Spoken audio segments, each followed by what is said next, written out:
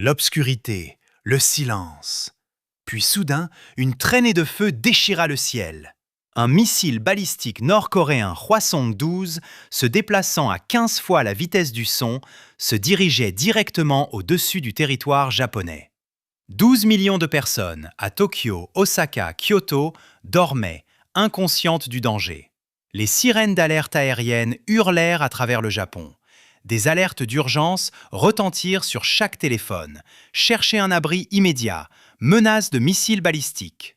Mais ce n'était ni un test, ni un exercice. La Corée du Nord venait de franchir la ligne rouge ultime.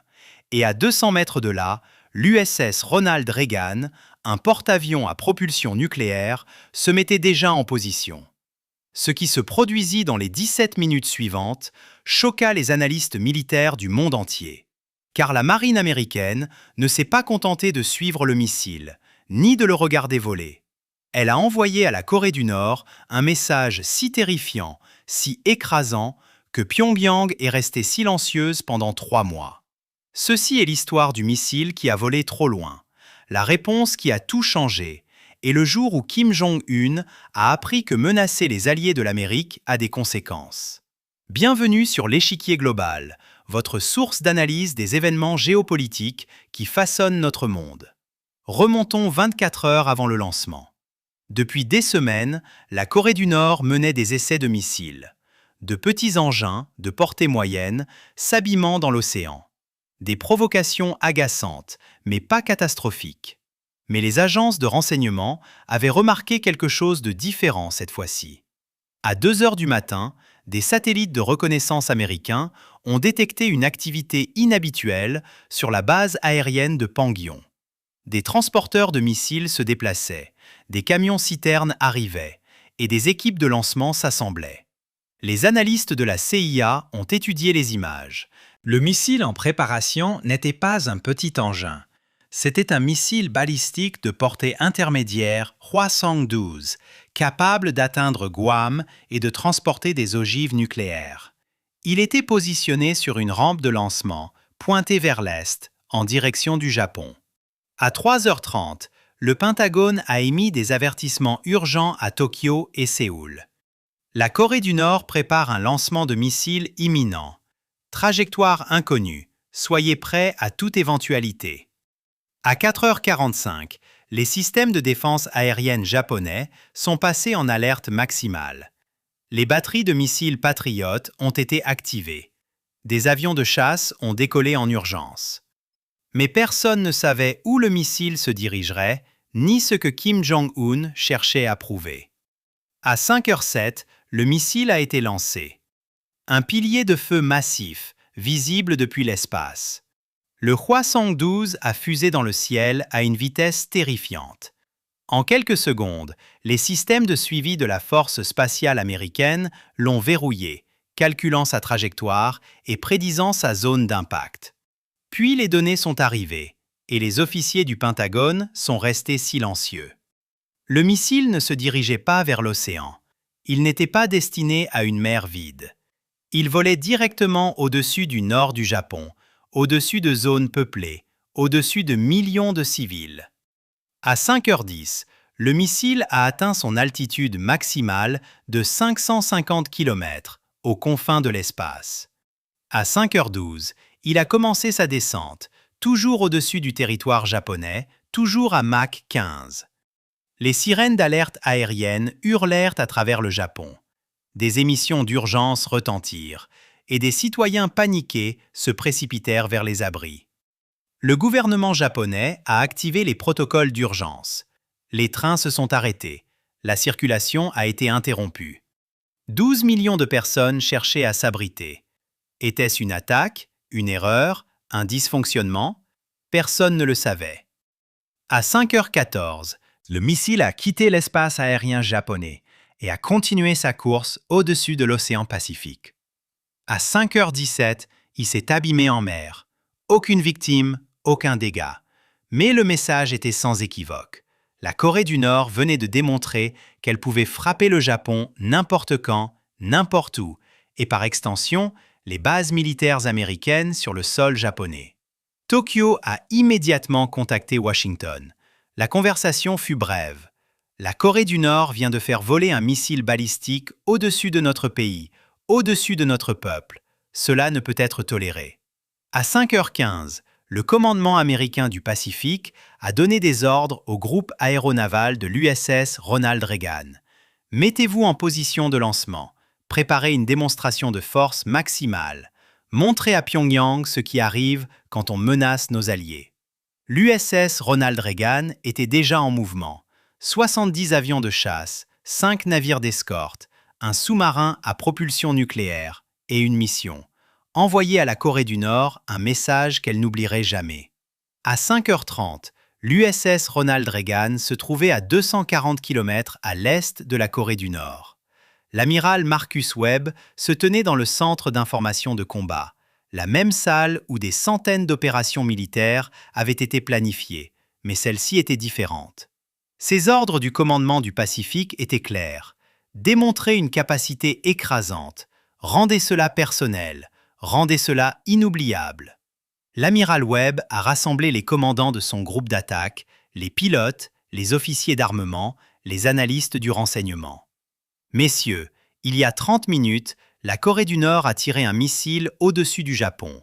Ils ont mis en danger des millions de civils pour faire passer un message politique. Maintenant, c'est à nous de faire passer le nôtre. Il a affiché une carte satellite montrant le littoral nord-coréen, les bases militaires, les sites de missiles. Nous allons mener la plus grande opération de démonstration de force en 20 ans. Je veux 60 avions en l'air. Je veux qu'ils volent à moins de 19 km de l'espace aérien nord-coréen. Et je veux que Pyongyang sache que si nous le voulions, nous pourrions éliminer tous leurs sites de missiles en 90 minutes. À 6 heures, l'opération a commencé. 40 FA-18 Super Hornets ont décollé du pont du porte-avions. 20 chasseurs F-35 Lightning les ont rejoints depuis la base aérienne d'Iwakuni, au Japon. Des F-15 sud-coréens ont ajouté 12 autres appareils, formant un total de 72 avions de combat, la plus grande formation aérienne dans la région depuis la guerre de Corée. Tous volaient dans une seule direction, la Corée du Nord.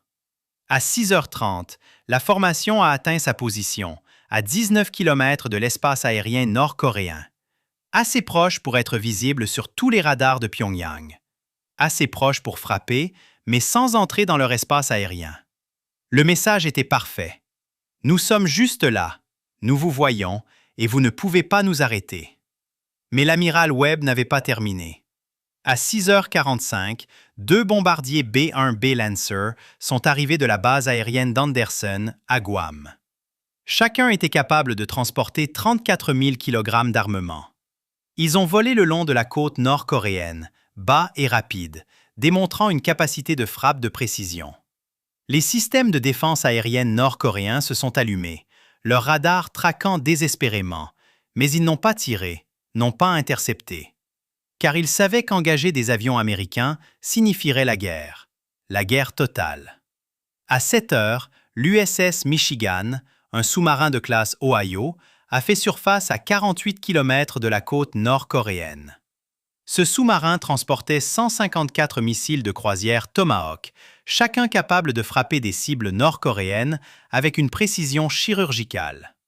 Le sous-marin a fait surface délibérément, de manière visible, afin que les observateurs côtiers nord-coréens puissent le voir.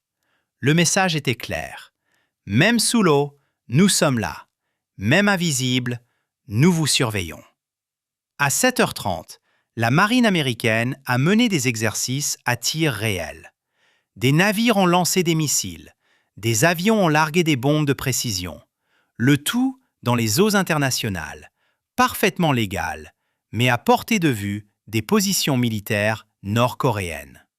Le son des explosions a résonné à travers la mer du Japon et la fumée était visible depuis Pyongyang. Ce n'était pas une opération militaire, c'était une démonstration. Une démonstration de force si écrasante que la Corée du Nord ne pouvait en manquer le sens. Vous avez lancé un missile au-dessus du Japon. Nous pouvons en lancer des milliers. Vous avez mis en danger des civils pour faire une déclaration. Nous pouvons mettre fin à votre régime en quelques heures. À 8 heures, l'amiral Webb a reçu un rapport du renseignement américain. Monsieur, les communications militaires nord-coréennes sont devenues silencieuses.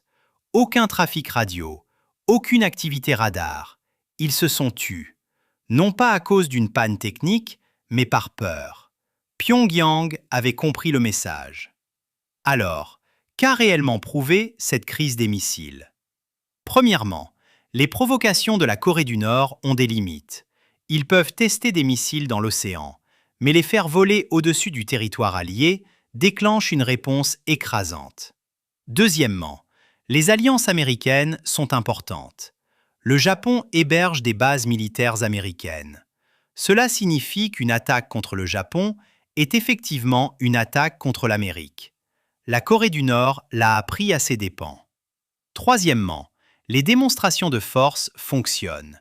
Pas la violence, pas la guerre, mais un déploiement écrasant de capacités.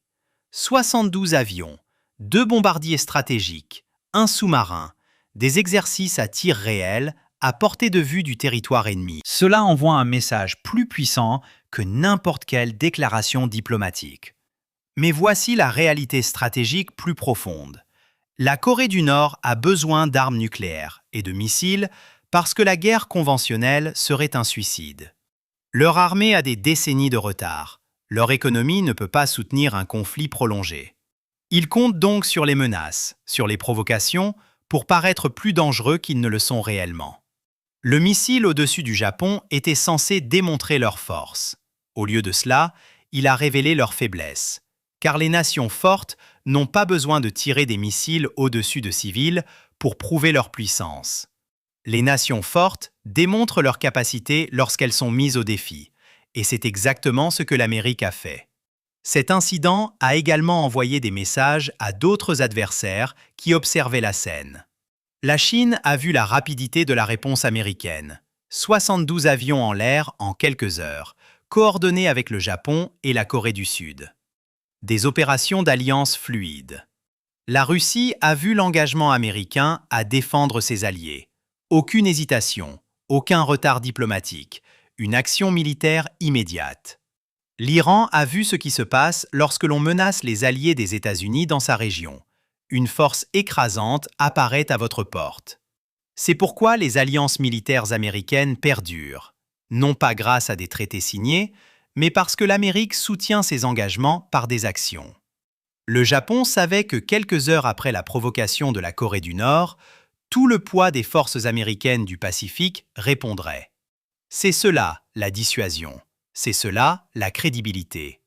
Et c'est pourquoi, 3 mois plus tard, la Corée du Nord a repris ses essais de missiles, mais plus jamais au-dessus du Japon. Ils ont compris le message. Ils ont appris la leçon. Certaines lignes ne peuvent pas être franchies. 4h57. Un missile est lancé depuis la Corée du Nord, survole le Japon et s'abîme dans le Pacifique. En moins de 3 heures, 72 avions démontrent une capacité de frappe. 2 bombardiers exhibent des armes de précision. Un sous-marin fait surface avec une puissance de feu suffisante pour mettre fin à un régime. 0 coup tiré, 0 victime. Mais un message sans équivoque a été délivré. Aujourd'hui, l'USS Ronald Reagan continue ses patrouilles dans le Pacifique. L'amiral Webb a été félicité pour sa gestion exemplaire de la crise. La Corée du Nord effectue toujours des essais de missiles, mais elle les dirige désormais vers l'océan, loin des zones peuplées, loin des territoires alliés. Car Kim Jong-un a appris ce qui arrive quand on menace les alliés américains. On a droit à un spectacle en première ligne de la puissance militaire américaine. On voit 72 avions qui pourraient détruire toute son armée de l'air. On observe des bombardiers qui pourraient raser ses centres de commandement. On voit un sous-marin qui pourrait éliminer ses sites de missiles. Et on comprend que ce n'est pas un jeu que l'on peut gagner. 4h57. Le missile qui a volé trop loin. La réponse qui a tout changé. La Corée du Nord voulait montrer sa force. L'Amérique a montré une supériorité écrasante. La Corée du Nord voulait intimider le Japon. L'Amérique a démontré sa protection. La Corée du Nord pensait pouvoir franchir la ligne sans conséquence. Ils avaient tort. C'est le Pacifique. C'est l'alliance qui défend la liberté.